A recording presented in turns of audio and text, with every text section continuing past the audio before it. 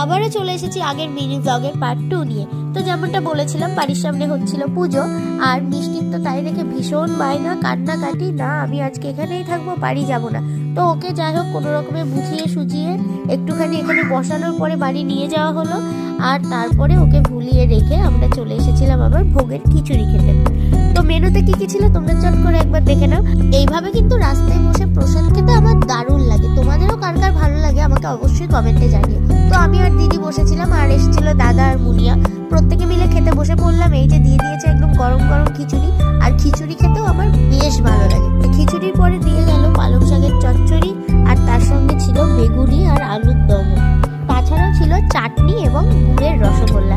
তো যাই হোক, ডিনারটা তো আমাদের আজকে এখান থেকেই হয়ে গেল। বেশ জমজমাট একটা ডিনারও হলো সত্যি কথা বলতে। আর এরকম দারুণ একটা সন্ধ্যা কাটিয়েই পরের দিন মুনিয়ারা বেরিয়ে গেছে কলকাতায়।